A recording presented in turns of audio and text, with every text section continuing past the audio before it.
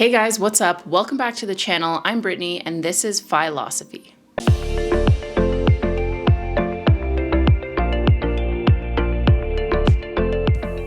So today, like usual, we're doing a monthly net worth update. This is going to be for November 2022.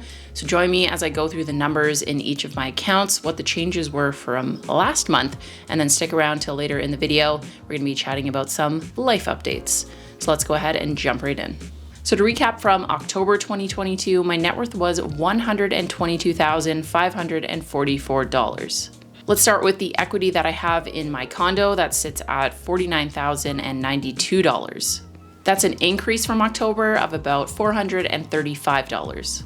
My defined contribution pension plan in a DCPP sits at $3,422. That is an increase of $175. My RRSP, or Registered Retirement Savings Plan, sits at a balance of $46,779.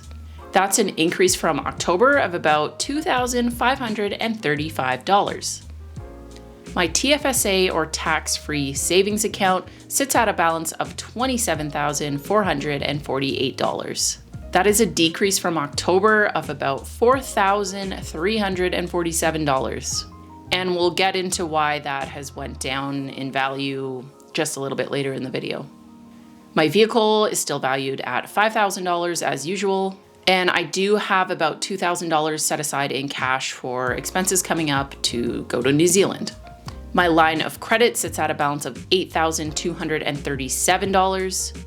That is an increase from last month of about $161. That brings our grand total net worth for November 2022 to $125,504. This is an increase in net worth from the previous month of $2,959.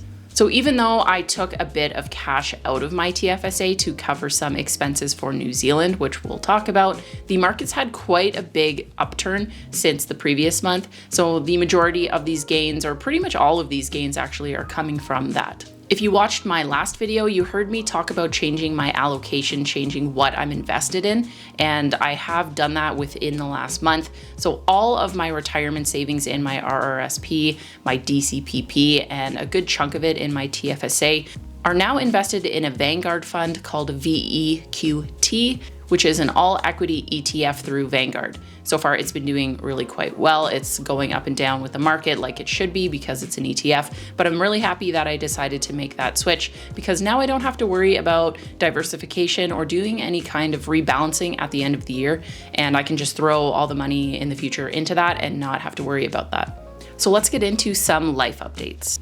The first one is to do with the condo that I currently live in. So I've been looking at potentially renting it out while I'm living in New Zealand or living abroad. Because I don't know exactly how long I'm going to be living abroad, I was looking at using a property management company, and the conversation I had with one of the property managers just didn't go that well.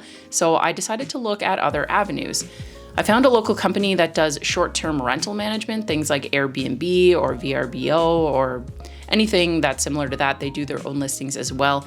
It seemed like things were going quite well. I looked through my condo bylaws. There was nothing in there that actually stated that I couldn't go that route. However, I did end up talking to the building's property manager, who said that because of certain laws in Alberta and because there are other things in our bylaws that I am not allowed to do that, not allowed to go down that route.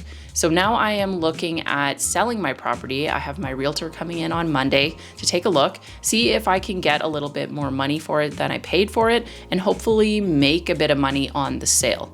There's a lot of things going on in the area that I live in. There's a lot of very large buildings being built, so I'm hoping the property value has gone up quite a bit. I also like the idea of not having to worry about anything back here while I'm living abroad.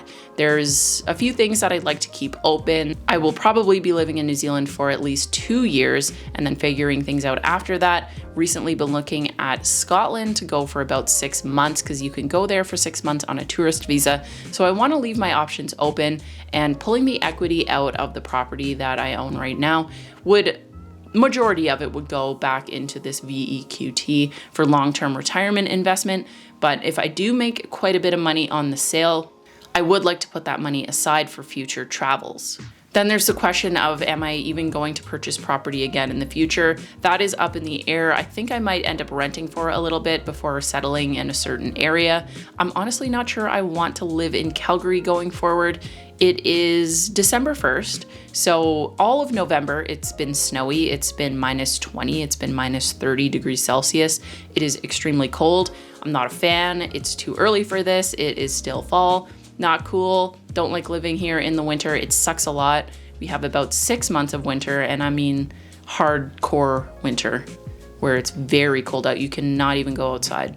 Selling the place might be the best option. You can leave me a comment below about your thoughts. I am still considering renting it out to long-term tenants, but the amount of money that I would be able to get in this current rental market, and I don't know, trying to find like a really good long-term tenant, I think is a big deal. And I have heard horror stories about management companies that really don't vet their clients that well. And I just don't want to put a ton of money into fixing this place up if they end up wrecking it, because the amount of money I can get for renting it out is just barely enough to cover my expenses.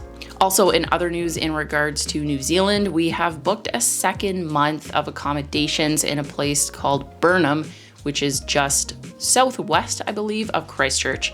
So it's about a 20-minute drive out of Christchurch.